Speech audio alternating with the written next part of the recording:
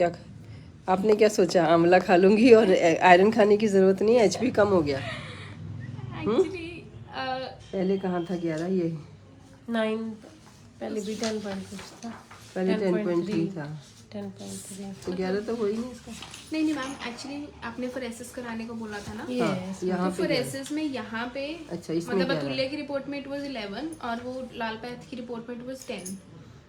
सो वो डिस्क्रिपेंसी थी, मुझे तो उसका ये भी तो डाउट अभी था। यहीं से आया, तुल्य से आया। नहीं, ये भी लाल ये भी लाल लाल पैथ का है।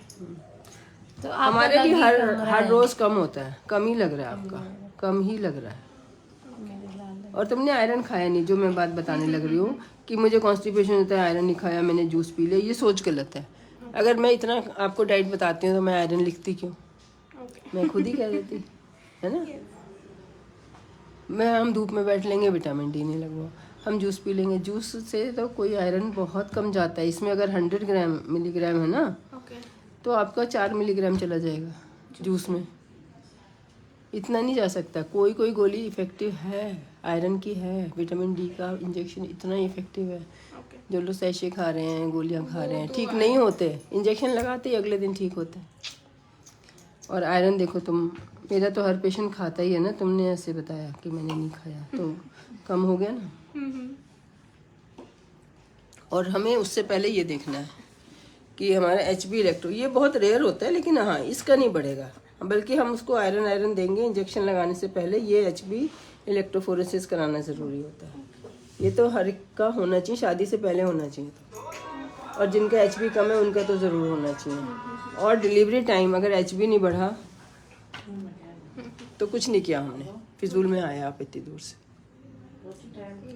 हम फेल। ठीक है, हम पकड़ के एडमिट कर लेंगे और आपको ये लगा के एचबी ठीक करके 1 हफ्ते में भेजेंगे। 1 हफ्ते में ठीक हो सकता है अगर हम 1 दिन छोड़ के आयरन लगाएं आपको। एक सिंगल डोज भी आती है, ये तो मैं हर हफ्ते वाला लिखा है, एक सिंगल डोज आती है। सिंगल में मुझे लगता है कि ज़्यादा बॉडी पे ना जोर पड़ जाता है, क्या ज़रूरत है, बनता तो धीरे धीरे ही है।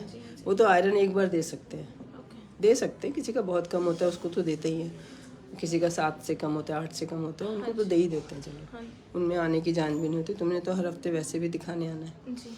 तो ये हर हफ्ते लगवा के जाओ। इन बिटवीन आपने आयरन की गोली खानी है, B12 की गोली खानी है, और कॉन्स्टिपेशन हो जाता है उसके लिए खजूर खाने 4 रोज़ के, और सिरप लूज ले लो। कॉन्स्टिपेशन का तो इलाज है ना, फाइबर खा लो, व्हीट ब्रांड, खजूर और व्हीट ब्रांड डाल के, व्हीट ब्रांड गेहूं का छिलका होता है ना, जैसे ईसबगोल होता है, ईसबगोल में न्यूट्रिशन नहीं है, व्हीट ब्रांड में न्यूट्रिशन भी है।